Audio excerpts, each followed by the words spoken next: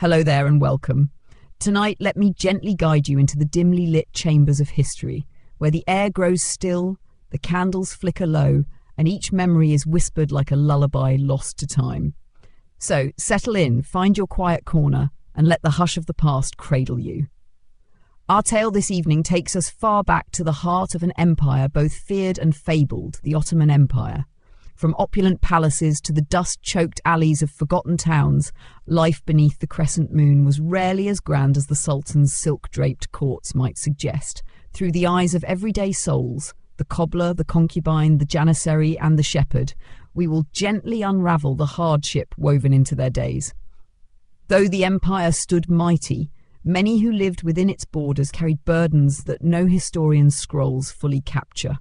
So make yourself cozy, close your eyes if you'd like, and let us begin.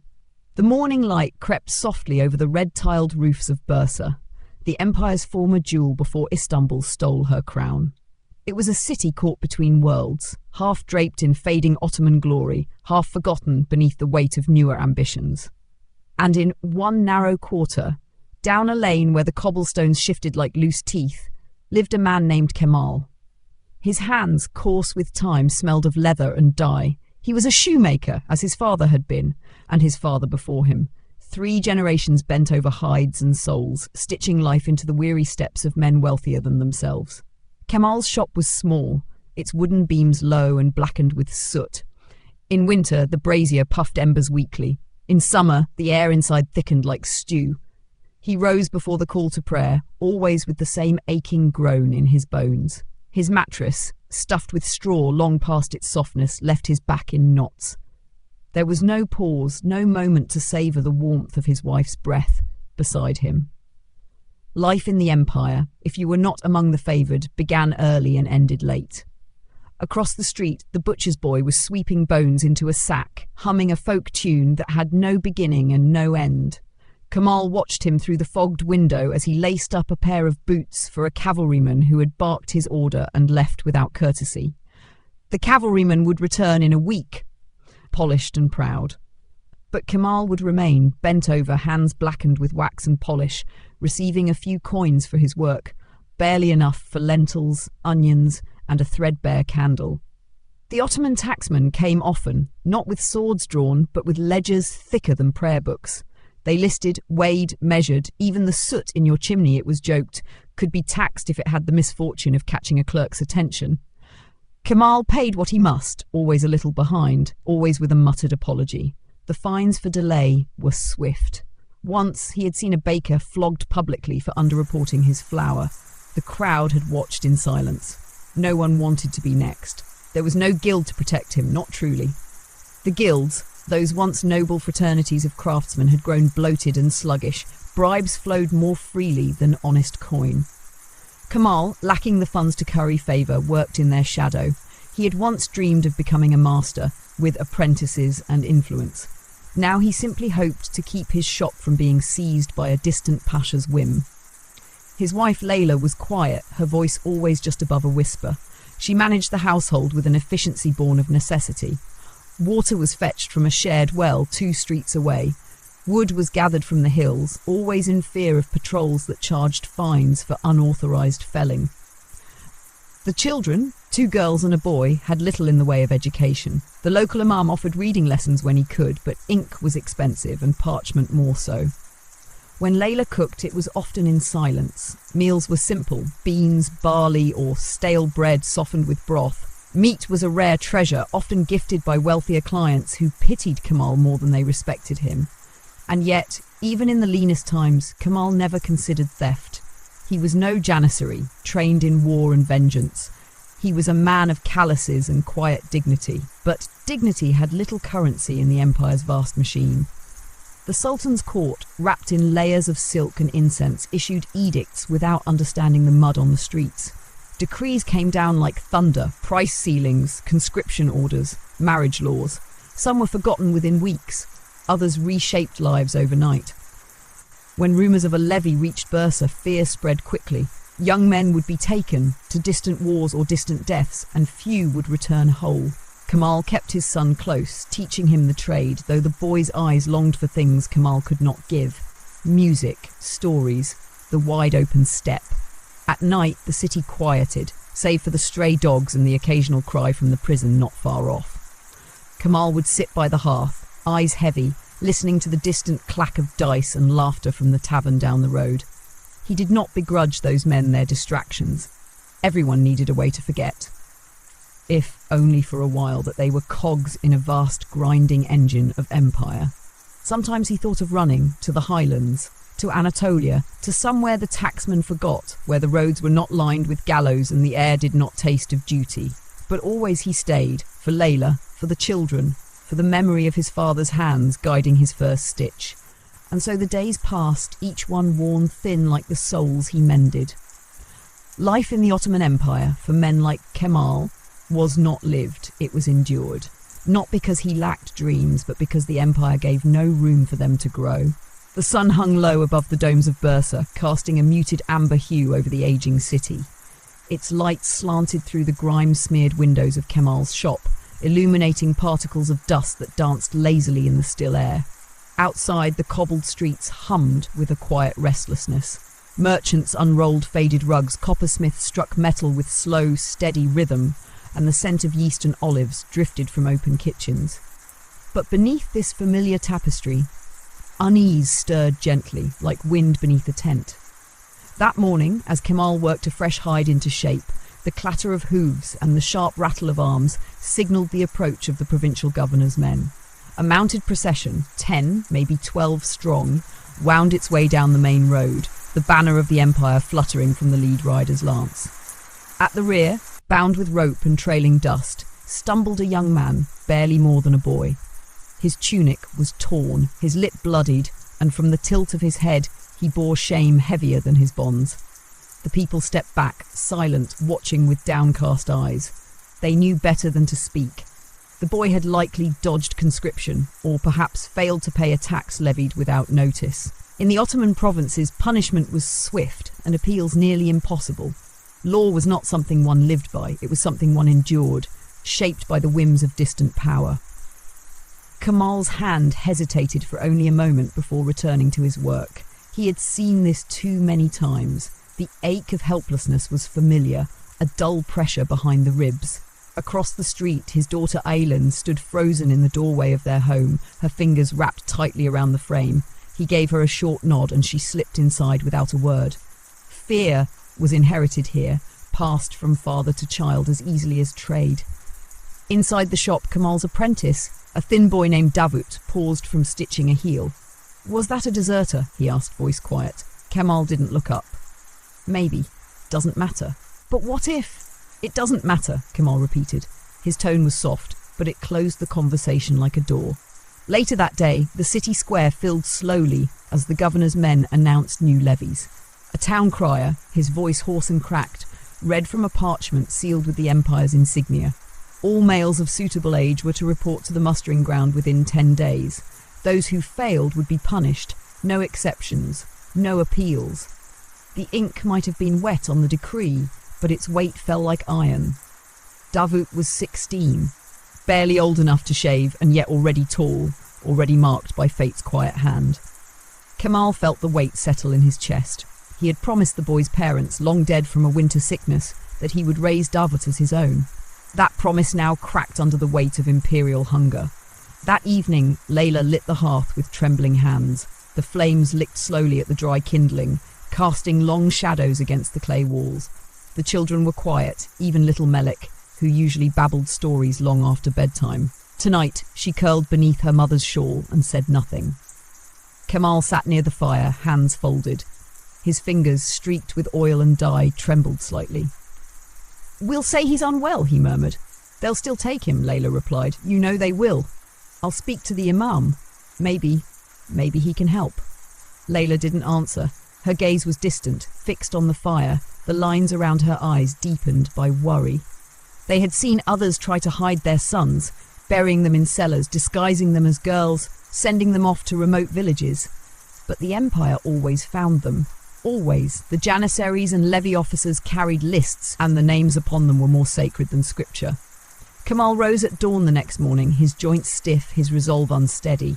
He walked the winding lane to the mosque, its stone courtyard still cool from the night. The imam, a gaunt man with deep-set eyes and a gentle voice, was sweeping the steps with a palm broom. "I know why you've come," the imam said before Kamal could speak. "Word travels faster than prayers these days." "Davut, he's like a son to me. He's not ready. He shouldn't have to. No one is ever ready," the imam interrupted softly. "But I have no power here. The firman comes from the capital." Kamal bowed his head. "I thought maybe a letter, a favour." The imam rested a hand on Kamal's shoulder. "Even the blessed Suleiman, peace upon his name, could not protect every child. I will pray for him, but the road he walks now is not one that prayer alone can turn." Kamal returned home with heavy steps. Davut was in the yard, splitting wood, the axe falling in clean practiced strokes. The boy's face was calm, but his eyes betrayed him. He had heard the decree. He knew. They sat together that evening, the boy and the man side by side on the stoop as dusk fell over Bursa. Crickets chirped in the hedges, the scent of smoke and lentils drifted from neighbouring homes, and for a moment the weight of the empire felt very far away. "I don't want to go," Davut said, barely above a whisper. "I know," Kamal replied. "Will they make me kill?" Kamal said nothing. He stared out at the road, now empty save for the dust left behind by cartwheels. After a long silence, he said, "They will make you do many things." The silence that followed was not born of peace. It was the silence of resignation, of helplessness, of knowing that neither trade, nor kindness, nor loyalty could shield one from the grindstone of empire. When the moon rose, its light poured pale and indifferent across the rooftops. And within the small shadowed home of a cobbler and his borrowed son, sleep came late and not kindly. 3 days passed. The city of Bursa, once the seat of sultans, bore the slow tightening of anxiety like a winter wind curling through old wood. The levy date crept closer, and with it the footsteps of officers, scribes and palace envoys inspecting homes and questioning neighbours. The empire's hand, usually content to rest upon its citizens, now reached in with grasping fingers. Kamal had begun rising even earlier than usual. He would sit by the window in the dark, long before the muezzin's call echoed from the minarets, and listen for boots, for hooves, for knocks. He had fashioned a small hidden space beneath the workbench in his shop, barely a crawl, wedged behind stacked hides and tool crates. Davut slept there now, his breath shallow, his presence a flicker in the corner of the world. It was not much. It would not last, but it was something. That morning, the knock did come. Not loud, not angry, almost polite, wrapped in the civility that made cruelty even colder. A young official, wearing the deep blue robes of the provincial register, stood at the door with a narrow tablet of wood and parchment. His beard was freshly oiled, his smile practiced. Behind him, 2 guards loitered with arms crossed, expressions blank. Kamal opened the door with calmness he did not feel. "Good day," the official said, his voice soft. "I am confirming names for the levy. This home houses one Kamal bin Osman, yes? Yes? And your household? My wife, 2 daughters and son. Memethan, 10 years old." The official paused, lifting a brow. "And the apprentice? Left. His father called him back to Amasya, needed him for the tannery." A moment of silence. The official glanced behind Kamal into the dim room, where Layla stood still as stone. Melek clutched the edge of her mother's robe. The official scribbled something onto the tablet. "If he returns, or if there is another of suitable age, you are obliged to notify the muster officer. The Empire appreciates your cooperation." With a thin nod, the official turned and walked off. The guards followed, boots heavy but without pause. Kamal closed the door with shaking hands. That evening, Davut did not eat with them. He remained hidden until night fell, then crept out like a shadow and sat by the hearth while the others slept. Kamal stayed beside him. Neither spoke. The boy's face was pale, his cheeks hollowing with each day underground. He was strong in body, but isolation carved slowly at the mind. "There are villages further east," Davut whispered, "near the Armenian border. Quiet places." Kamal stared into the embers. "Too far, too exposed, you'd be seen on the roads. Then maybe the coast. I could find work. Disappear. They'll know you ran, and they'll punish us." Davut looked away. "I can't keep hiding in a hole." Kamal understood. The hiding was its own kind of imprisonment. In the Empire, fear did not only come with swords, it came with paperwork, with eyes in tea houses, with whispers on street corners. A neighbour who owed a debt could trade your name for their freedom. A jealous rival could write a false letter. Protection was a luxury of the wealthy, and Kemal owned nothing but a name that carried no weight. A week passed, then another. The muster ground filled. Young men in simple tunics, many barefoot, stood in lines that stretched beyond the walls. The levy officers called names, inspected limbs, branded wrists with ink to mark those chosen. Some cried, some stared ahead, already hollowed out. Parents stood by the gates, quiet or weeping or angry. None of it mattered. On the 9th day, the butcher's second son was taken. On the 10th, the candle maker's apprentice vanished in the night and was later found by the river, drowned, but not from accident. Despair had replaced fear, and it spread like mould behind damp stone. In the evenings, Kemal closed his shop early. Customers were few, their coin tight. Everyone clutched their savings, uncertain of the next decree. The empire did not care if your child served or if your household survived the winter. What mattered was obedience. What mattered was presence. A name on a list, a body in a uniform, a silence where protest might once have lived. One cold morning, Davut spoke. "Let me go," he said, voice quiet but sure. "No, I can't stay like this. I can't do this to you." Kemal turned to him, face lined with fatigue. "You'll die out there, or worse. People die here too." The words landed with truth neither of them could push aside. They sat long in that silence, listening to the world shift outside. Carts creaking, merchants arguing softly, a dog barking at shadows, and beneath it all, the slow, relentless beat of time, dragging them forward whether they wished it or not. That night, Kemal prepared a satchel, a loaf of bread, dried apricots, a flask of water, 2 silver coins hidden beneath a bundle of rags. Layla stitched a small talisman into the hem of Davut's tunic, a prayer for safe passage. She didn't cry. She only pressed her forehead to his chest, then stepped away.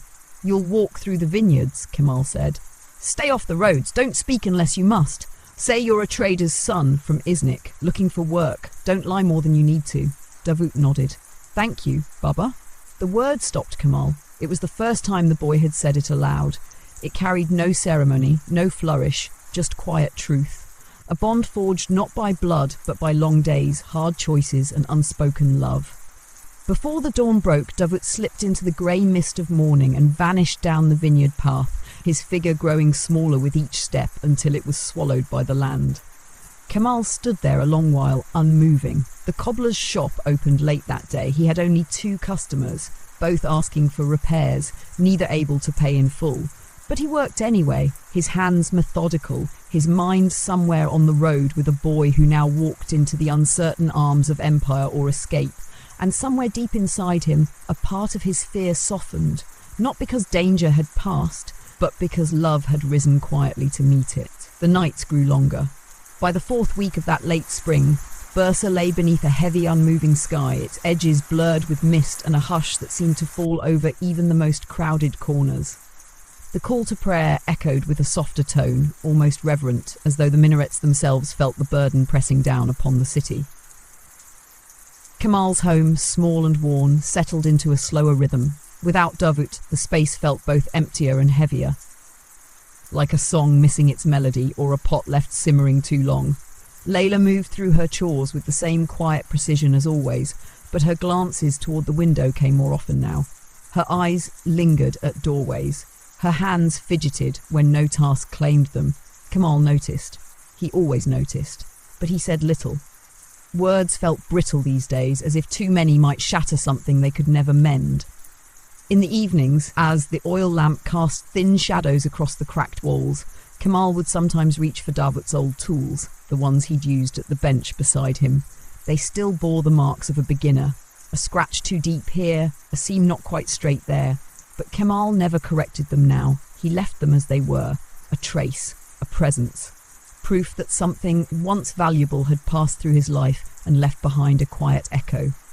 Business in the shop slowed, not because people no longer needed shoes, they always would, but because coin had grown scarcer than ever.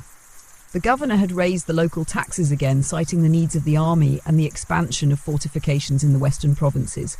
Wheat prices had doubled. Olive oil became a luxury, and rumours trickled in like water through old wood. More conscriptions, more trade restrictions, more caravans ambushed along the roads. Kamal bartered when he could. One woman offered goat cheese in exchange for mending her husband's boots. Another brought firewood wrapped in cloth. A young mother left a single egg on the doorstep, too ashamed to speak aloud her request. Kamal took it all, not because it was enough, it wasn't, but because refusing would break something sacred. Dignity, perhaps. Even the guildman came less frequently. The old leather seller, Yusuf, who once bragged of his connections in the palace kitchens, now sat in his stall all day without speaking. His son had been taken in the levy. The younger apprentices whispered that he hadn't eaten in 2 days. And then one afternoon an old man entered the shop. He was dressed plainly, with a thin wool cloak drawn tight against the wind, and a turban that had long lost its colour. His beard was grey but trimmed. His eyes, however, were sharp, the kind of gaze that notices everything and reveals nothing. Kamal looked up from the boot he was polishing. "How can I help you, sir?" The man nodded slowly, then set a worn sandal on the counter. "Can you fix this? It belonged to my grandson." Kamal took the shoe in hand. The leather was cracked, the sole peeling at the edge. It bore the shape of a narrow foot, one that had run many miles, perhaps danced, perhaps fled. "Yes," he said quietly, "I can fix this." The old man didn't leave. He sat on the low bench near the entrance, eyes resting on the cobbler's slow, practiced movements. For a long while there was no conversation, only the soft scrape of the awl and the muted rustle of leather against cloth. Finally the man spoke. "You've lost someone." Kamal didn't pause. "We all have." "True," the man said, "but your loss is fresh. I see it in the way your hands move." Kamal stitched the sole in silence. He had grown used to hiding things, not just people. "I've travelled far," the old man continued. "My family lived near Erzurum. Bandits came 2 winters ago, said they were rebels. Maybe they were, maybe they weren't. The Empire calls everything rebellion now." Kamal said nothing. "My son died protecting our goats. My daughter-in-law starved before spring. My grandson ran. I followed after." Kamal looked up, finally meeting the man's gaze. There was no anger there, only wariness. "You're looking for him?" he asked. "I was. He's gone now." The man gestured to the sandal. "But this is how I remember him. The way he ran, always barefoot, always laughing." The cobbler returned to his work. The stitching slowed, became gentler. He smoothed the leather with more care than usual. He added a touch of oil to soften the cracks, even though the man had not asked. When the work was done, Kamal handed it back, freshly bound and supple once more. The old man turned it over in his hands, nodding slowly. "I have nothing to give," he said. Kamal shook his head. "You gave enough." The man rose, bowed slightly, and left. That night, Kamal sat by the fire with Layla. Melik lay curled nearby, her small breath steady beneath a patchwork blanket. The air was cold, but the hearth crackled warm. Layla spoke first. "Do you think he'll make it?" Kamal didn't ask who. He knew. "I don't know," he said, "but I hope he remembers the sound of our home." Layla reached out, took his hand in hers. It was rough, calloused but warm. Outside, a breeze stirred the fig tree. Somewhere far beyond the city walls, horses galloped on stone roads. Fires flickered in tents, men marched, and boys like Davut either became soldiers or disappeared. But in this quiet corner of Bursa, the cobbler and his wife sat in stillness, holding the silence between them like something sacred. The rains began in early summer, not the gentle kind that patters against rooftops and coaxes gardens to bloom, but the heavy, relentless downpour that turned alleys into rivers and stirred the gutters with all the filth the city had hidden. Bursa became slick with mud, its streets rutted and unkind. The narrow footpaths swelled with water, and the sewers overflowed. Livestock slipped on the stone roads, and children were kept indoors, their laughter replaced by coughing behind thin walls. For Kamal, the rain brought mildew to his shop, curling the edges of his workbench and staining the hides stored along the southern wall. He burned dried orange peel in a small pot to chase away the damp, but it was a losing battle. His boots never dried completely, and the cold settled into his joints like old regret. Still, he worked. There was a pair of sandals to mend for the barber's daughter. A cracked riding boot brought in by a merchant's assistant who paid in broken copper coins and 2 onions. A pair of slippers, stitched with tiny flowers, left behind by a widow who said she no longer needed them. They had belonged to her daughter, lost in a fever the week before. Kamal said nothing as she left. He simply placed the slippers on a shelf near the window, where the light would touch them when the skies cleared. One evening, as the wind rattled the shutters and the smell of damp wool hung thick in the air, a man in a sodden cloak entered the shop. He stood just inside the threshold, water dripping from his hem, and looked around as if remembering something long forgotten. Kamal rose from his stool. "Evening, traveller." The man nodded but did not smile. His beard was short, speckled with grey. His eyes were alert, not wary, but trained, as if measuring the space for exits, for angles, for sounds. "I need boots," the man said. "Good ones, sturdy." Kamal gestured to a bench. "Sit, let me see your feet." The man removed his cloak, then his worn shoes. His soles were blistered and cracked, the skin along his heels raw. He wore a sash beneath his tunic, simple but tightly knotted, the kind soldiers favoured when on the road. "You've come far," Kamal said, kneeling. "Far enough," the man replied. Kamal measured him in silence, drawing lines across a scrap of parchment. The man said nothing further, but as he sat, his eyes drifted to the back of the shop, to the crates of hides, the stacked tools, and the small recess beneath the workbench that had once been Davut's hiding place. "You had someone here," he said after a long moment, "someone you were protecting." Kamal's hands paused. "I saw the signs outside," the man continued, "the little markings on the shutters. Old smuggler's code. Haven't seen them in years." Kamal straightened slowly. "I didn't put them there. Doesn't matter, they say enough." There was no accusation in his voice, only observation, quiet and measured. Kamal studied him more closely now. His gait, though tired, was too balanced for a merchant. His fingers bore the calluses of sword work, not farm labour. He was not a soldier of the levy, no, this was someone trained, seasoned. "Are you with them?" Kamal asked softly. "No," the man said, "not anymore." A gust of wind howled down the street, rattling the eaves. Rain lashed the windows again. "I've seen boys like yours," the man added, "running, hiding, fighting. Some make it, most don't." Kamal looked away. "I gave him a chance. That's all anyone can do." The man stood, replaced his shoes, and reached into his cloak. He pulled out a small pouch, placing it on the counter with a soft clink. "For the boots. Make them strong." Kamal didn't touch the pouch. "What's your name?" "Doesn't matter," the man said. "But if your boy made it across the western ridge, there's a village near the border that hides strays. Tanners and shepherds. They keep to themselves. Tell him to ask for the woman with the broken spindle. She owes me a favour." Kamal stared at him. The man nodded once and without another word stepped back into the rain. That night Kamal did not sleep. He sat by the hearth, slowly working the leather he had set aside for better paying clients. It was thick and dark, the kind used for travellers, for men who walked in silence and left few tracks. His fingers moved on their own, forming shapes guided more by instinct than by pattern. He stitched the soles with care, shaped the arch to bear weight over long distances. He lined them with soft fabric, not for comfort but for silence. Layla woke briefly and saw him working. She said nothing. She simply brought him tea, then returned to bed. The next morning the storm broke. Light poured through the clouds like a benediction, illuminating the rooftops with golden warmth that made even the gutter water shimmer. The city exhaled, its breath steaming into the air like the end of a fever. Merchants returned to the streets. Laundry hung from windows. Children emerged barefoot, splashing through puddles with laughter that defied the memory of hunger. Kamal opened the shutters of his shop. The slippers on the shelf caught the light again. He worked until the sun passed low over the hills. The boots, the ones for the nameless man, sat wrapped in burlap on the counter, waiting for feet that might never return. But that was the way of things here. In the Ottoman Empire, much of life was about waiting. For messengers, for safety, for forgiveness. But sometimes waiting was also hope in disguise.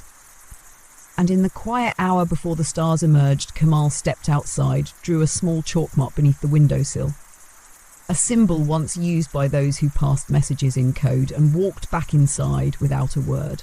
The days that followed unfolded with a softness that felt almost unnatural, as though the city itself was holding its breath. The rains had ceased, leaving behind a renewed green upon the vineyards and moss slick across the city walls.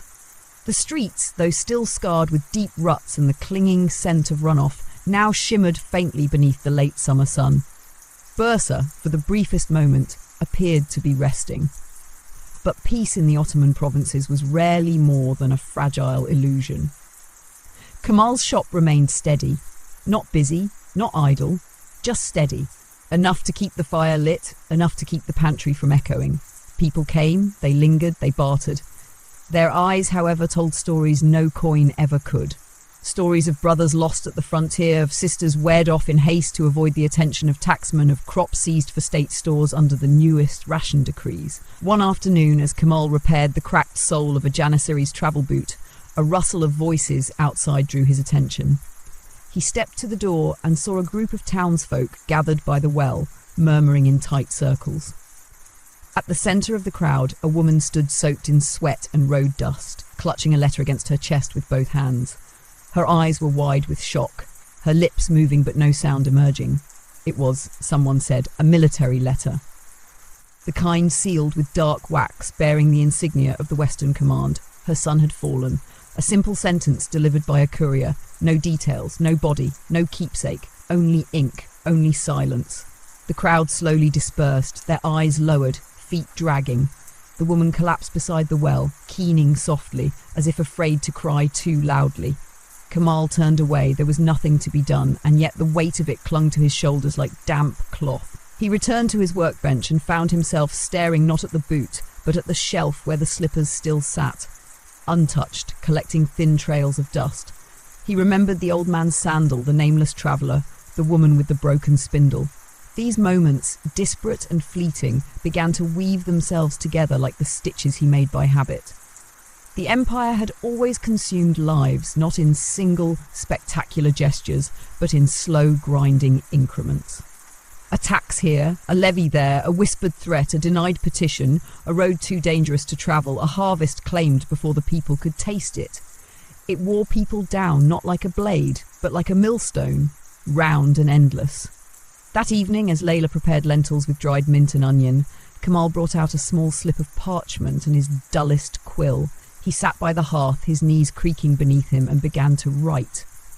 It wasn't a letter, not truly, more of a message. A direction, a signal. To the woman of the broken spindle, he wrote slowly, the ink pooling in places. If the boy with quiet eyes reaches you, he is ours. Tell him we wait for news. Tell him the fig tree still grows by the well. He let the ink dry, then folded it carefully and sealed it with wax pressed from the stub of a candle. He didn't know if the message would ever reach her, but it was all he could do. The next morning, Kemal made his way toward the eastern road, a path seldom travelled by merchants anymore. Too many bandits, too many inspections. Yet there were still shepherds, still mule drivers who crossed the ridges toward the smaller villages hugging the mountain's base. He found one near the olive press, a man with a scar above one eye, and 2 mules hitched to a wobbling cart stacked with sacks of wool. "You're headed past Orhanli?" Kemal asked. The man squinted. "Depends who's asking." Kemal handed him the folded message. "If you pass a village with a spindle carved into the mosque door, find the weaver woman. Give her this." The mule driver looked at the wax seal, plain anonymous. "No coin? Only trust," the man shrugged. "I'll do what I can." Kemal nodded. "That's all I ask." He walked home slowly, his feet dragging a little more than usual, though the road was dry and smooth. When he reached the corner of the market, he passed the baker's stall, now half empty. The baker's wife, normally quick with greetings, said nothing. Her eyes were swollen, red. Another son, perhaps. Another letter. That night, Melik asked for a story before bed, something about the old caravans and the cities of salt and glass. Kemal tried to remember one his father had told him, but the words came slowly and he kept pausing to recall the details. Layla sat nearby, spinning wool, the soft whir of the spindle steady and calming. The thread she made was thin but strong. He watched her fingers dance across the spindle's edge and felt a strange ache settle in his chest. Not sadness, not fear. Something older, something quieter. When Melik finally drifted to sleep, Kemal returned to the hearth and looked over the boots he had crafted for the nameless man. They were still there, untouched. He ran his hands along the stitching. Sturdy, built for distance, for silence, for hope. He didn't know if they would be picked up, but he left them there anyway. Outside, the fig tree swayed in the breeze, its leaves thick and green, its branches weighed down by the season's first ripening fruit. And somewhere far from Bursa, beyond the high passes and the Empire's reach, a boy with quiet eyes might be walking, might be listening, might even now be nearing a village with a spindle carved into the wood above its door. By midsummer, the air in Bursa thickened into a dull heat that settled between the buildings and clung to the skin like wool soaked in vinegar. The fig tree outside Kemal's door had darkened in leaf and begun to bear its fruit in earnest, but even its broad branches offered little relief from the sun that now hung mercilessly over the rooftops. The cobbler worked with the shutters wide open, his shirt clinging to his back, the leather turning soft and stubborn under his touch. Flies gathered in slow, lazy circles around the brazier that now burned only occasionally, mostly for boiling wax or softening glue. Fire, even in small measure, had become the enemy. Layla moved with less grace these days. The heat had drawn headaches, and her hands swelled after long hours at the loom. She soaked them in vinegar water each evening, quietly, without complaint, her gaze fixed always on something Kemal could never quite see. The children stayed indoors, Melek lying listlessly beneath a damp cloth, her hair plastered to her cheeks. Even laughter had fled from the house, driven out by exhaustion. One morning, as the sun rose in a veil of dust and pale red light, Kemal found a folded scrap of cloth pinned to his door. No seal, no message. Just a worn strip of linen tied into a square, weighted with a small stone. Inside, neatly wrapped, was a single clove of garlic and a dried sprig of rue. Kemal stared at it a long time before tucking it into his apron. In the older ways, these were signs, not threats, not exactly, but warnings. Messages passed in herbs and objects, remnants of folk wisdom older than the empire itself. Someone had sent him protection, or perhaps a prayer. Later that day, the boy from the tannery came running to the shop with flushed cheeks and a splinter in his heel. Kemal sat him on the step and picked it out with a dull needle, then wrapped the wound in cloth. The boy chattered as he sat, speaking of things he'd heard at the bathhouse. News from the east, talk of plague in the upper provinces, of food shortages in Edirne, of soldiers deserting near the Persian border. But it was another rumour that made Kemal still his hands. "They say a village was burned," the boy said, swinging his legs. "Near the border, where the roads narrow and the trees grow black, burned to ash. A weaver woman was taken. They say she helped hide a deserter."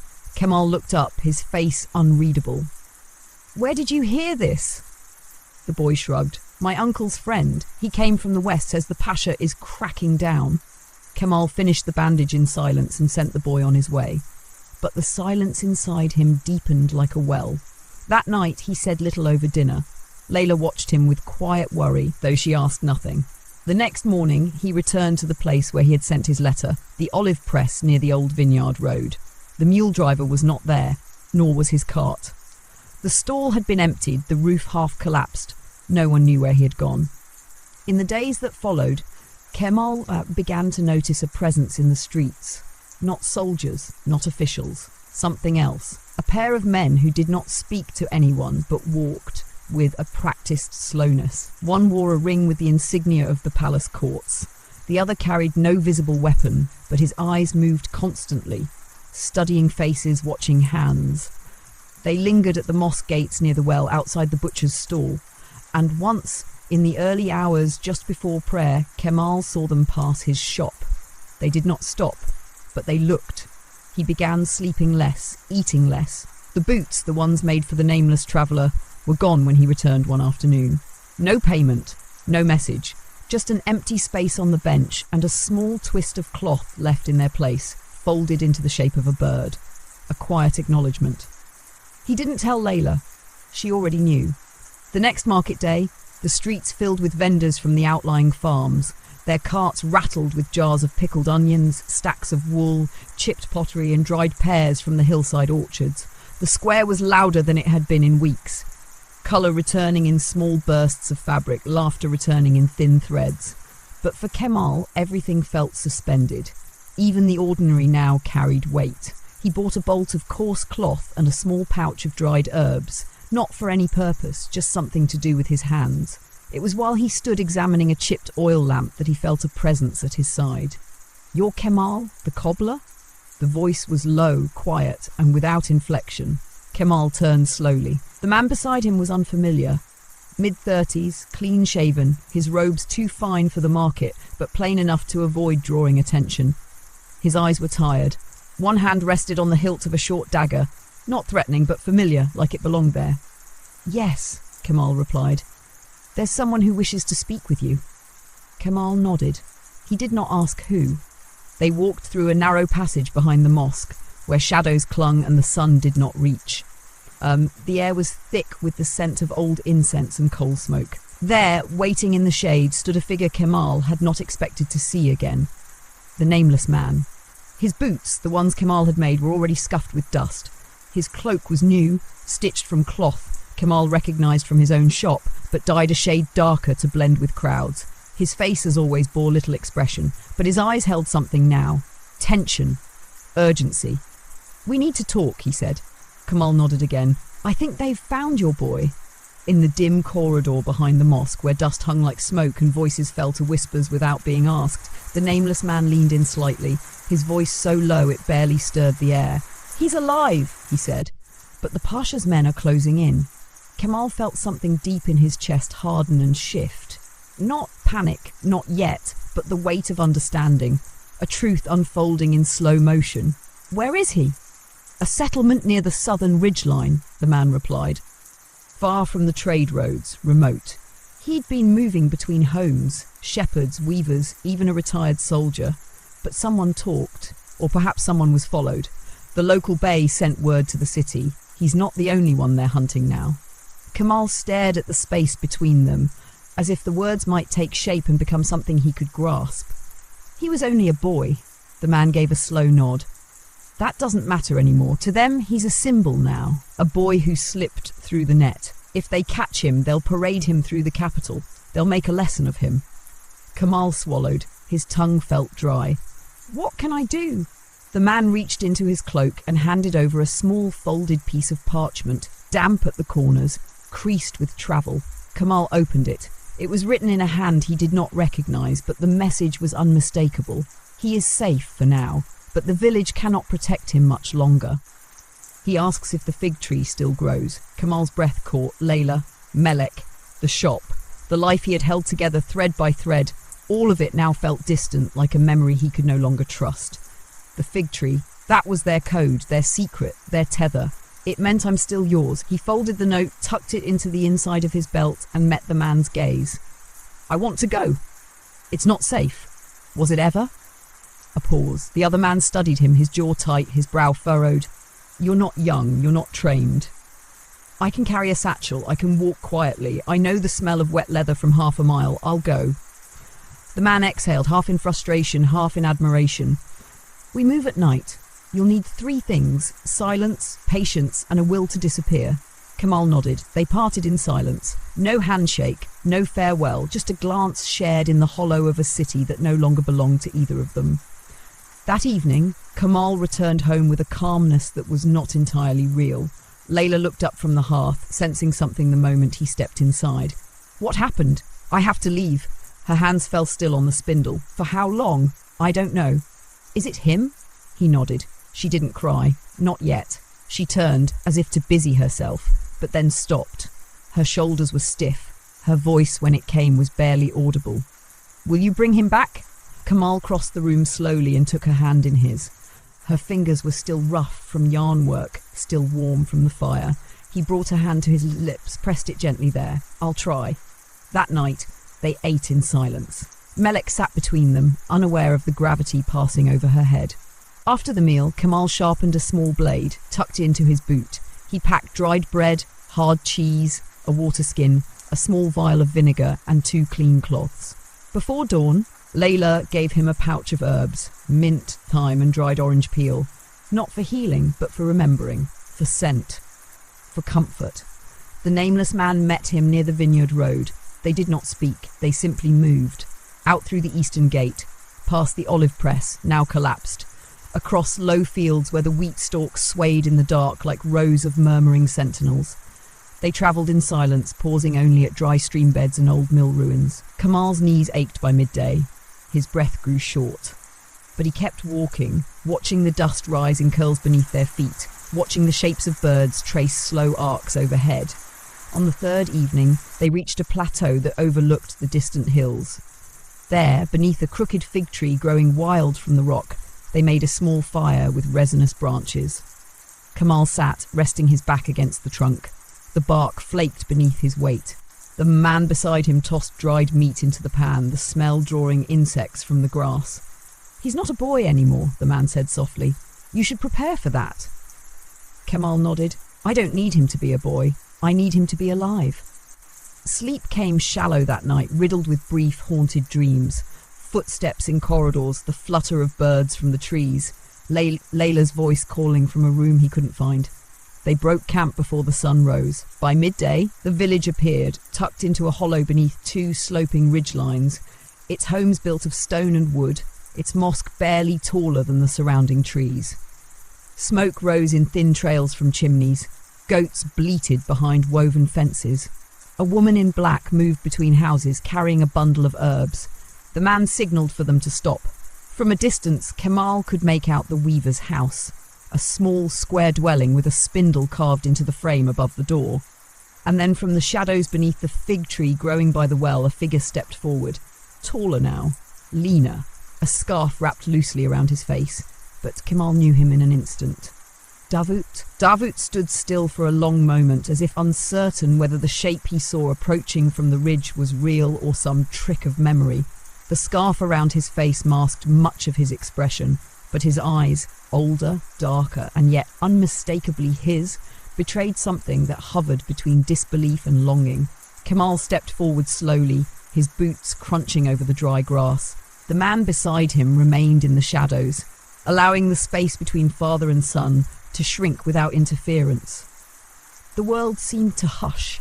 Even the goats stilled, and the smoke from nearby chimneys curved upward as though reluctant to interrupt. Davut pulled the scarf down. His face was leaner now, the softness of youth replaced by the sharp edges of hunger and wariness. A faint scar ran along the line of his jaw, not deep but permanent. Yet in his eyes there remained that familiar flicker, the one that had always appeared just before he asked a question, or offered a joke too bold for his age. Neither of them spoke at first. Kemal reached into his belt and produced the folded parchment, the one that had crossed unknown hands to reach him. Davut's gaze dropped to it, then rose again to meet his father's eyes. The boy stepped forward and in one quiet, unceremonious motion, wrapped his arms around the older man.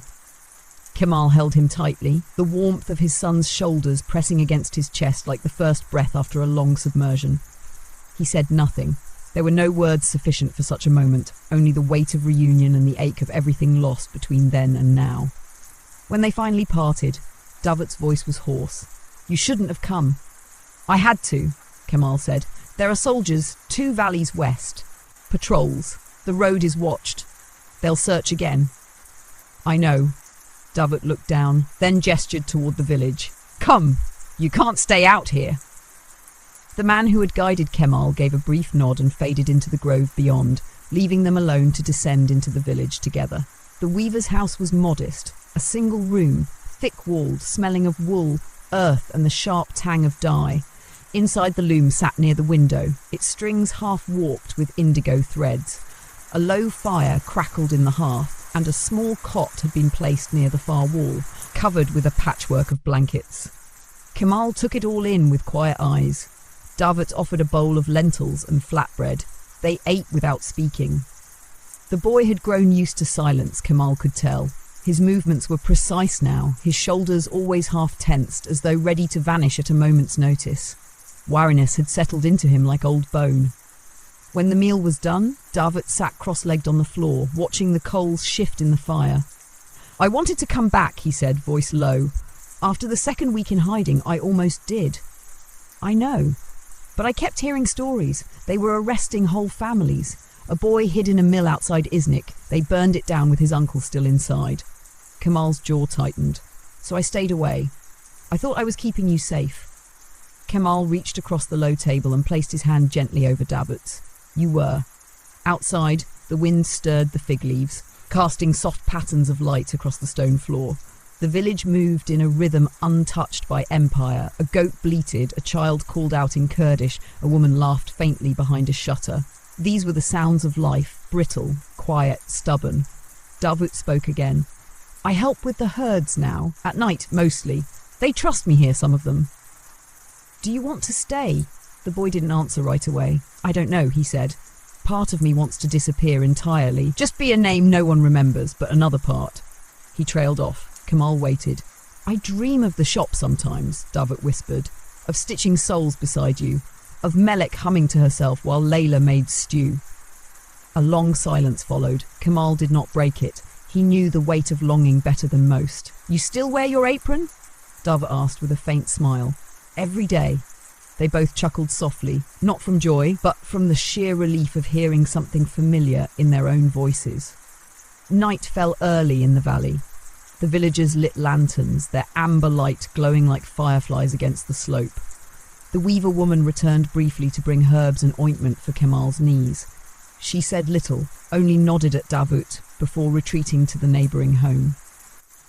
As the fire dimmed and the stars pressed close to the earth, Kemal lay on the cot, staring at the low ceiling beams.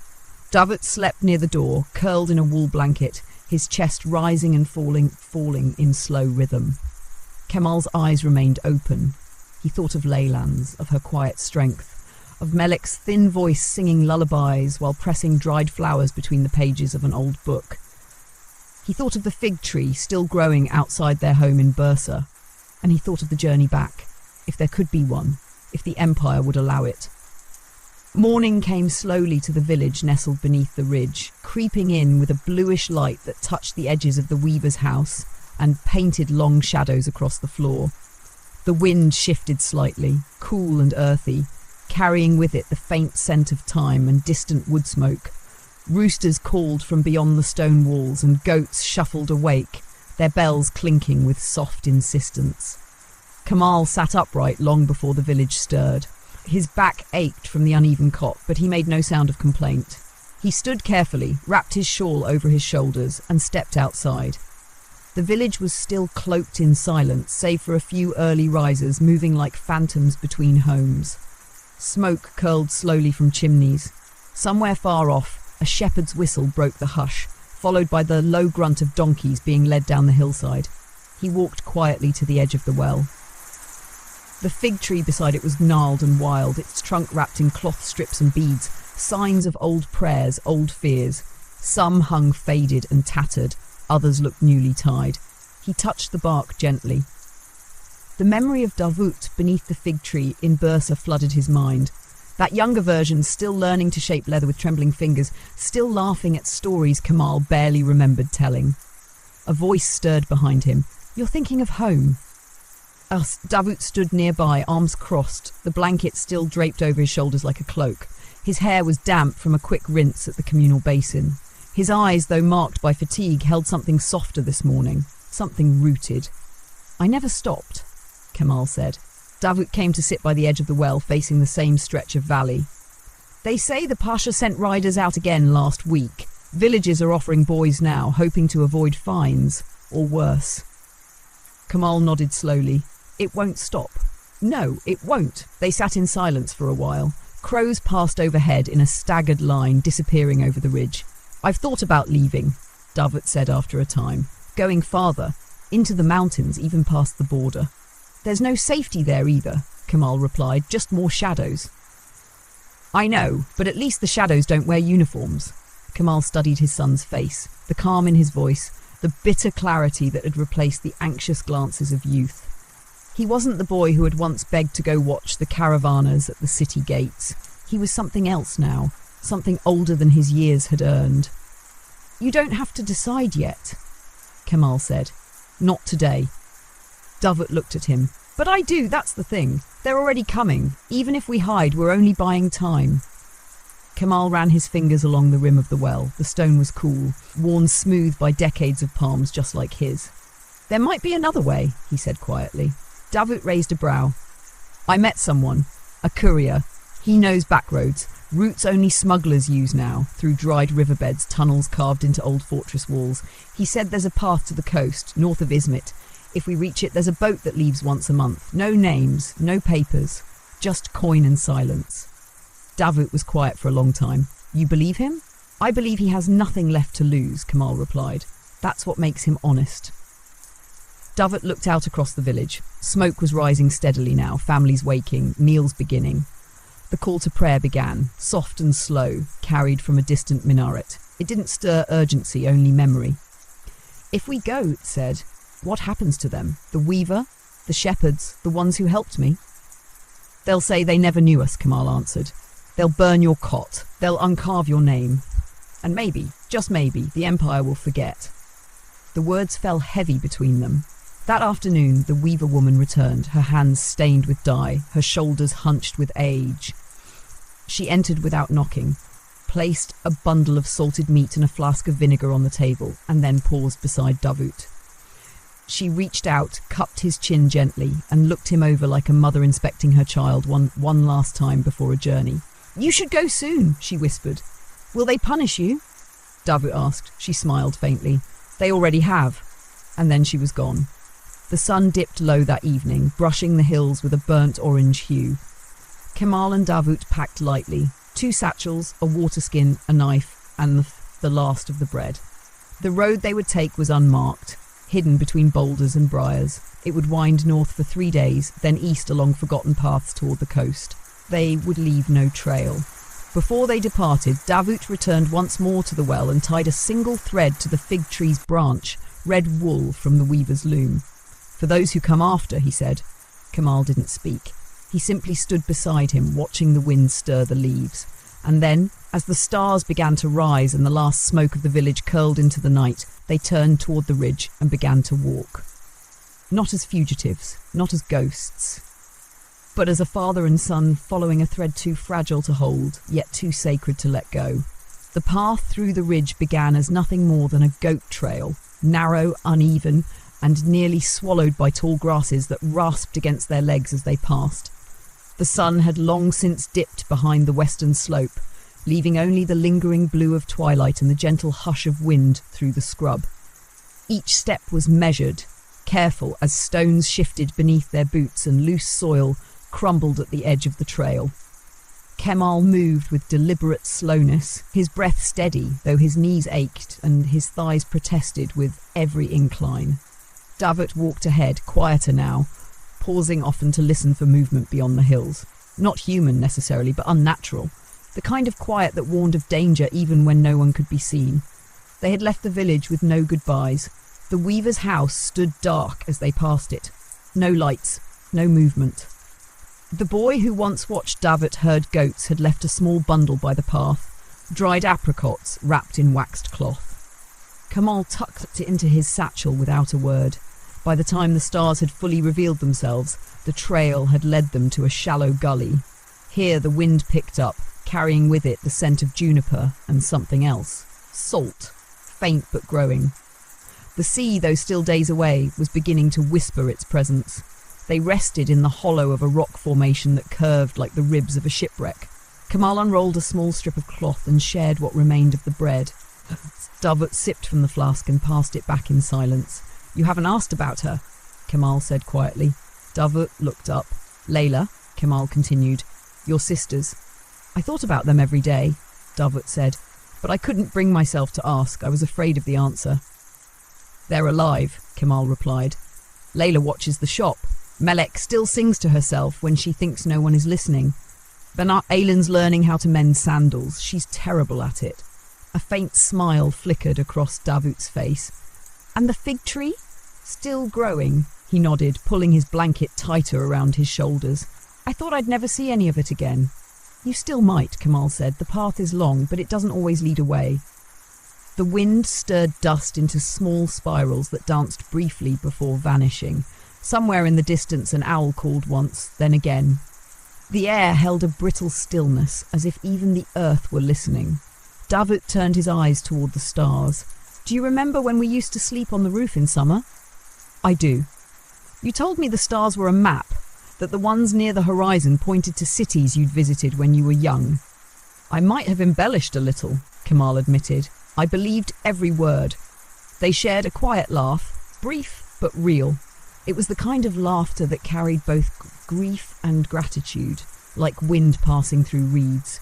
They slept in shifts that night. One watched while the other rested, ears attuned to the night sounds, hands never far from the blade strapped to their belts.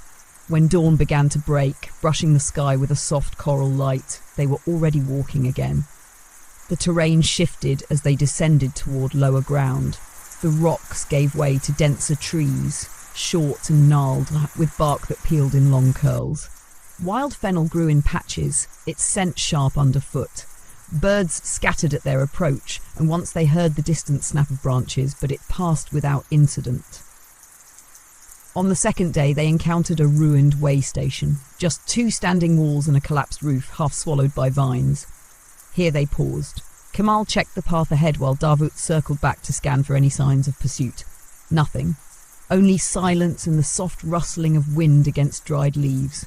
Inside the ruin, someone had left a symbol scratched into the stone, a crescent moon with 3 dots beneath it. Kemal stared at it for a long moment. "What does it mean?" Davut asked. "It used to mean shelter," Kemal said. "Long ago, before the wars, before the empire stretched so wide it forgot its own corners." He placed his hand over the carving. It was shallow now, worn by rain and time, but it was still there, still trying to speak. That evening they built no fire. They ate quietly beneath a leaning tree, cloaked in the shadows of dusk. Davut kept his scarf pulled high, and Kemal rested with his satchel pressed against his side, the weight of it somehow grounding him. "Do you regret it?" Davut asked. "What? Coming to find me?" Kemal looked at him, the lines around his eyes deepening. "No, never. But you left everything." I left nothing that wasn't already broken. But you were a thread still uncut." Davut lowered his gaze. "I was afraid you'd hate me for running. I was afraid you wouldn't run soon enough." Another silence passed between them, but it no longer felt heavy. It felt earned. When they rose again, the moon had crested high. They walked beneath it, letting its light guide their steps across uneven ground. By midnight, the slope began to change again. The air grew cooler. Moisture hung on their skin. Insects chirped softly along the trail.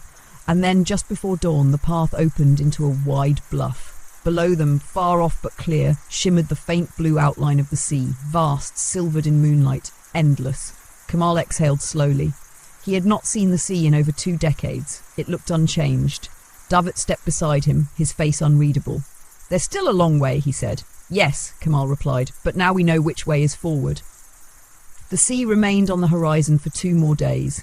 A silent, shimmering presence that seemed never to draw closer, no matter how many hours they walked. It hovered like a promise, distant and uncertain, while the land between grew more treacherous. The trail narrowed into an uneven ridge overlooking ravines filled with scrub oak and thorny undergrowth. The wind shifted constantly, sometimes carrying the briny scent of the coast, other times full of dust and the bitter tang of dry pine. Paths forked and vanished, old markers had been stripped or destroyed, no more symbols etched in stone, no cairns left by wandering shepherds. The world here had been scrubbed of memory. Davut walked ahead, his eyes always scanning for movement, always listening. The boy who once asked questions at every turn now moved like a shadow, each step measured. He no longer turned to check if Kemal followed. Trust, born of shared silence, had rendered that unnecessary. On the 4th day, just before noon, they found a shepherd's camp, abandoned but recently so. The remains of a fire still smouldered, its ashes warm to the touch. A wooden spoon, carefully carved, lay beside a half-buried pot, and nearby a strip of cloth fluttered from a thorn bush. No signs of struggle, but no signs of peace either. Whoever had stayed there had left in a hurry. Kemal crouched beside the fire pit. They knew someone was coming. Davut nodded. Or they heard too much. They didn't linger. By that evening, they reached the edge of a grove, dense, knotted trees with twisted roots that crawled over the path like veins. Light barely pierced the canopy. The air grew damp and still. Every sound echoed strangely. It was here that they met the courier again. He emerged from between the trees as if the forest itself had shaped him. He wore the same dark cloak, but his beard had grown longer, streaked now with grey dust. He carried no weapons that Kemal could see, but the set of his shoulders suggested he needed none. "You're late," he said simply. "The path changed," Davut replied. The man looked over them both, then gestured. "This way." No further introductions, no explanations. They followed him deeper into the grove, where the path became a tunnel of branches and moss, birds scattered above them, wings flashing white through the dim. The courier moved fast, barely speaking. His steps were silent, even on roots and fallen leaves. After nearly an hour, they reached a clearing, wide, circular, with remnants of old stone walls now overtaken by ivy and saplings. At the far end, carved into a rock face, was the outline of a narrow opening, no more than a slit in the stone, barely wide enough for one man to pass at a time. The courier knelt and brushed away dirt from the base of the wall. Beneath it, a rusted iron hook emerged, and with a tug, the stones groaned and shifted, the slit widened. "A smuggler's tunnel," he said. "It predates the Empire." Kamal peered into the darkness. The air that came out was cold and smelled of stone and time. "How long?" he asked. "Half a day," the man replied. "But once you're in, there's no turning back. You come out on the cliffs just above the cove. And the boat? Tomorrow, if the wind holds, but it won't wait for you, not more than 10 minutes. Kamal looked to Davut. The boy nodded once. No hesitation. The courier stepped back, watching them. "You sure you want this?" Kamal didn't answer. Instead, he adjusted the strap of his satchel, placed one hand against the cold stone, and stepped into the darkness. Davut followed close behind. The tunnel was low and damp, the walls weeping with moisture. Their footsteps echoed strangely, sometimes bouncing back too quickly, other times not at all. The passage twisted without pattern, descending and rising again, sometimes narrowing until they had to crouch, sometimes opening into caverns where bats stirred and drops fell with steady rhythm. They stopped only once, beneath a break in the ceiling where light poured in from above. It was faint, moonlight perhaps, filtering through a crack too narrow to escape. There they drank water and ate the last of the apricots. Kemal's hands trembled as he rested, not from fear, but from memory. Every taste, every breath, reminded him of things long past. His wife's laughter in the kitchen, the scent of mended leather, the feel of Davut's small hand clutching his apron as a child. But now his son was beside him, not a boy, not a ghost, but something new, someone shaped by flight and fire and silence. And Kemal, tired though he was, had never felt more certain. They reached the end of the tunnel near dawn. The air changed first, saltier, thinner. Then came the sound of waves, faint but rising like a heartbeat beneath stone. Finally, a faint glow, light from the rising sun, spilling through a wide opening that framed the sea like a doorway. The cove lay below them, rocky, hidden between cliffs. A single boat rocked gently on the waves, its hull dark, its sail rolled. Two figures waited inside it, scanning the horizon. Kemal turned to Davut. "This is it." Davut nodded. He looked back once, just once, into the tunnel. Then he stepped forward, down the rocky path toward the water. Kemal followed, each step slow, deliberate. He did not look back. The descent to the cove was sharp and unkind. The path twisted along the cliff face in jagged turns, with crumbling edges and loose gravel that slipped beneath their boots. At times, Kemal had to steady himself against the rock wall, fingers digging into narrow cracks, his breath caught in his throat. But he said nothing, and Davut, a few steps ahead, offered his hand only when absolutely needed. The unspoken understanding between them had become second nature. Trust without words. The sea stretched before them now in full view, vast and endless, touched with the palest pinks of dawn. The waves moved slowly, rhythmically, as though tired from the long night. The air was thick with salt and a dampness that clung to the skin and clothes alike.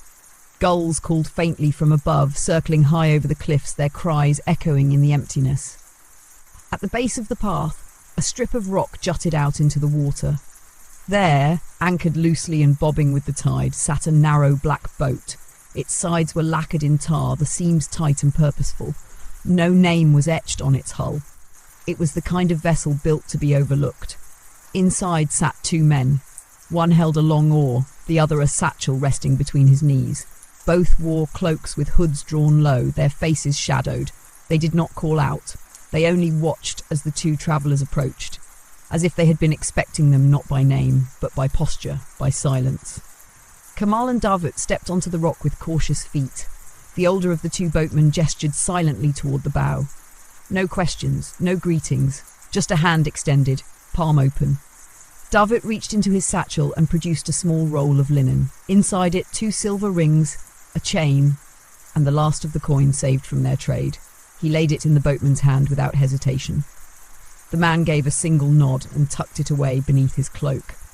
The younger boatman rose and held the boat steady as Kamal stepped in. His knees buckled slightly with the motion of the vessel, the shift of the tide beneath him unfamiliar after so many years of solid ground. But Davut steadied him from behind, his hand firm on his father's shoulder. They sat near the stern, close together. The boat rocked gently as the men pushed off from the shore with practiced ease. The oars dipped silently into the water, their rhythm slow and steady, cutting across the surface like stitches in fabric. The cove narrowed behind them, and then the land began to recede. Kamal watched the cliffs pull away, their jagged faces softening with distance. Somewhere, high above, was the mouth of the tunnel they had emerged from, now hidden, now gone. The rocks turned to hills, the hills to a green blur, the village, the weaver, the fig tree, all falling behind like a breath exhaled into the wind. For a time, no one spoke. The water deepened in colour as they moved farther from the shore, a darker blue, still but endless. The coast to the north curved gently, revealing a scatter of distant rooftops, perhaps a fishing village, perhaps just another checkpoint on the Empire's forgotten edge. But the boat did not aim for land. It moved along the seam between sky and sea, guided by invisible paths only these men seemed to know. Kamal closed his eyes briefly and inhaled. The salt stung his throat. The wind pressed against his face. But beneath it all, there was something else. Something he hadn't felt in a long time. Movement without fear. He opened his eyes and looked at Davut. The boy's gaze was fixed forward, steady. His scarf had been removed, his hair tousled by the wind. He looked older here, bathed in the light of a sun rising over a new horizon, but the tightness in his jaw remained. The weight hadn't lifted, not yet. Kamal leaned closer. "When we reach the port, we won't know anyone," he said quietly. "We won't have a name." "I know," Davut replied. "We'll be asked questions. I'll answer what I must." Kamal hesitated. "And after that?" Davut turned to him, his face unreadable. "Then we begin again." The words were simple, but they struck deep. Kamal let them settle. He thought of Layla's quiet hands, of Aylan's clumsy stitching, of Melek's songs, of the shop, dusty now perhaps shuttered, and the pair of sandals still sitting on the highest shelf. He did not know if he would ever see any of it again. But here, in this moment, the sea was open, the sky was wide, and Davut was alive. He reached into his satchel and withdrew a small cloth bundle. Inside was a spool of leather thread, hardened from the journey, and a tiny awl with a dull tip. Davut's first tool. He placed it in the boy's lap without explanation. Davut stared at it, then he smiled. It wasn't wide, it wasn't triumphant, but it was real. The boat drifted onward, the oars still dipping, still pulling. The wind caught their cloaks and tugged them gently toward a new shore, where names did not matter and silence did not mean fear, only a beginning. The port city revealed itself not with grandeur, but with caution. A low outline of clustered rooftops, half hidden behind fog and hills, where the stone walls seemed less protective and more like aging skins stretched thin over brittle bones. As the boat rounded a jagged promontory, the harbour came into view. A scatter of masts rising like brittle stalks, sails slack in the still morning air, and piers lined with fishermen sorting their catch in silence. It was not the Empire's capital, nor even a provincial stronghold. It was a place between places, where goods moved quickly and questions were asked only when necessary. Smugglers, pilgrims, wanderers, all passed through here. It was a city of footsteps and farewells, of names given and shed again like old coats. The boat slid between two larger vessels, cargo ships perhaps, or merchant transports. The oarsmen said nothing as they manoeuvred the craft toward a narrow dock shaded by a warehouse with a crumbling facade. There they tied the mooring line with practiced ease and gestured for Kemal and Davut to disembark. Kemal stepped onto the dock, his boots touching the warped planks with a quiet finality. The shift from water to land felt strange, as if the sea had altered him in subtle ways. Davut followed close behind, eyes scanning the dockside, not in fear, but in habit. A man waited near the edge of the warehouse, tall, broad-shouldered, wrapped in a long coat that reached his calves. His beard was thick, streaked with white, and his left arm bore a faded tattoo of an anchor beneath a broken chain. He watched them with the steady gaze of someone who had seen too many arrivals to be surprised by any. The older boatman approached and spoke a few quiet words to him in a dialect Kamal didn't recognize. The man gave a curt nod, then turned to them. "You'll stay 2 streets up," he said, his voice low and hoarse. "Third door on the left. Woman named Lael owns it. No questions, no trouble." Kamal nodded. "There's a caravan eastbound in 5 days," the man continued. "Wool, salt and dried fish. They'll take 2 workers. You'll carry crates and keep your heads down." "What if someone asks?" Davut said. "No one will." He handed them a small cloth pouch. Inside, 2 folded kerchiefs, plain and coarse, the kind worn by dock workers and hired hands. "Wear these. The guards on the eastern road don't check the wagons, but they'll count the bodies." With that, he turned and walked away, disappearing behind a stack of crates. Kamal and Davut stood alone on the dock. The sea lapped against the wood with gentle insistence. Behind them, the boat pushed off again, already turning toward the deeper water, the oarsmen silent as ghosts. They walked together, keeping to the shadows where the alleyways narrowed between sandstone buildings. The streets here bore the wariness of too many feet, too many seasons. Windows shuttered with slats, courtyards overgrown with vines, walls etched with faded chalk symbols that spoke of debts, deliveries, and disappearances. The lodging was easy to find, a low stone building with a crooked roof and a narrow stair that led to the second floor. A wooden door, painted once in blue, now flaked and weathered, opened without resistance. Inside was a room, small, sparse but dry. 2 mats, a basin, a shelf with a clay lamp and a folded cloth. No questions were asked. They rested there, breathing in the stillness. For a long time, neither spoke. Davut sat near the window, watching the street below. Children ran barefoot over the stones, their laughter light and brief. A woman passed with a tray of bread balanced on her head. A stray dog dozed beneath a cart. Kamal lit the lamp and opened the shutters slightly, letting the early afternoon light spill across the floor. "This is the first room we've shared with Wool since Bursa," he said softly. Davut looked back at him, then nodded. "It's strange," he said. "I thought I'd feel free, and you don't. I feel quiet, but not free." Kamal didn't press. He knew the shape of that feeling. Freedom was not a gate thrown open. It was a slow loosening, a long silence where fear once lived. Sometimes it never arrived. Sometimes it came in pieces. That evening they visited the dockside kitchens, a row of open-air fires tended by women who served lentils and barley in chipped bowls. No one spoke more than a few words. Everyone paid in coin or labour. Davut helped carry a basket of fish to the next stall in exchange for their meal. Kamal swept sand from the stone hearth. Their presence went unremarked. Later, as the stars rose and the scent of charred wood hung over the water, they sat by the sea. Kamal held a small stone in his hand, rubbing its surface absently with his thumb. "I don't know what will be in the next town," he said. Davut picked up a piece of driftwood and turned it over. "Maybe nothing, maybe just hands." Kamal smiled faintly. Hands are enough. Behind them, the city lights flickered in the windows. Not bright, not beautiful, but present, alive.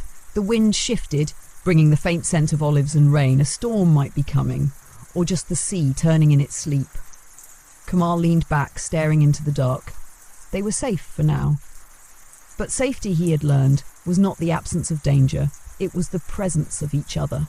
The caravan left at dawn. No horns, no ceremony. Just the slow creak of wheels, the snort of beasts of burden, and the rustle of rough-spun cloth as traders and hired men shuffled into place. The wagons were plain, sun-bleached, loaded with burlap sacks and crates bound in twine, and each bore the faint scent of brine and dried herbs. There were no guards in uniform, only men with hard eyes and patched coats, each carrying a short blade or a cudgel, some with nothing at all. Kamal and Davut joined without question as instructed. Their kerchiefs were tied neatly at the nape of the neck. Their eyes stayed low. Their hands, already calloused by weeks of travel and labour, found their place among sacks of barley and jugs of salted fish. They did not speak, not until the city gates passed behind them and the road curved into the rising hills did the silence begin to soften. The sun warmed their backs as the wind brought the scent of rosemary from the scrub. The sea, now behind them, shimmered faintly in the distance, a long silver line. Davut walked beside a dark-eyed man from the northern provinces, who spoke little but nodded with courtesy when their paths crossed. Kemal stayed near the rear cart, where the wheels groaned over every rut in the dirt, and the oxen moved with the slow, unshakable rhythm of old creatures, resigned to a life of burden. By midday, the road grew steeper. The chatter that had begun among the younger workers in the caravan faded with the heat. Sweat stained the backs of their shirts. The dust rose thick, clinging to their lips and the folds of their clothes. But no one complained. Each man there had something behind him. A debt, a silence, a name forgotten on purpose. In the late afternoon, they reached the pass. It wound high above a narrow gorge with cliffs rising on one side and a sheer drop on the other. The wagons slowed to a crawl. Even the oxen tread carefully. A single misstep would mean ruin. A few of the men muttered prayers beneath their breath. Old ones, older than the Empire, names whispered from grandmothers' mouths in village courtyards long swallowed by time. Kemal didn't pray, but he reached for the small pouch tied inside his tunic. Layla's herbs, now dry and crumbling, still gave off the faintest scent of mint and orange peel. He crushed a few leaves between his fingers and inhaled. Davut turned slightly from his place ahead. Their eyes met. No words, just a nod. They passed the gorge by dusk. That night they made camp in a wide hollow flanked by cypress trees. The caravan master assigned sleeping places by gesture, pointed to where the fire would be lit, where water would be boiled. No one disobeyed. The rhythm of the road was clear. Simplicity, silence, survival. Davut gathered twigs and kindling. Kemal helped dig a shallow trench for the fire. The air was cooler here, and the wind brought with it the first hints of autumn. Dry leaves, cold stone, the scent of endings. Around the fire, the men ate slowly. Lentils again, thick with cumin, served with flatbread warm from the coals. One man whittled a spoon from a tree branch. Another hummed a tune that sounded like it came from the far east, near the salt roads. No one asked names, no one offered stories. But there was a peace in it. Later, after the fire had dimmed and the stars emerged like forgotten memories above the ridge, Davut lay on his blanket, his arms folded beneath his head. Kemal lay beside him, listening to the wind move through the cypress. "You could have left," Davut said softly, not looking at him. "You could have stayed. The shop." Layla, Melek. Kemal turned his face toward the stars. "And you?" Davut didn't reply. Kemal continued, "I loved my work. I loved the city. But the Empire taught us to carry everything quietly, even the leaving." Davut turned then, resting on his side. "Do you think she'll forgive us?" "She already has," Kemal said. "She just wants you to live." Silence again, but now it was gentle. A leaf drifted from the nearest tree, landing between them on the hard earth. Davut reached for it, turning it over in his fingers, a brittle golden edge. He tucked it into his pack without explanation. Kemal smiled faintly, eyes closed. He saw the shop again, the low beams, the scent of beeswax and old hides, Layla's quiet footsteps behind him, Melek's lullabies floating from the corner, the fig tree casting its long shadow against the wall, a young boy with curious eyes, misthreading a stitch but laughing all the same. Everything had changed, and yet some things had not. The next morning they rose with the others, rolled their blankets, tightened the straps of their packs, watered the oxen, lifted crates, tied knots. They said no prayers. But when the caravan moved forward again, father and son walked side by side, their steps slow, even, measured. The road ahead was unknown, but they walked it together.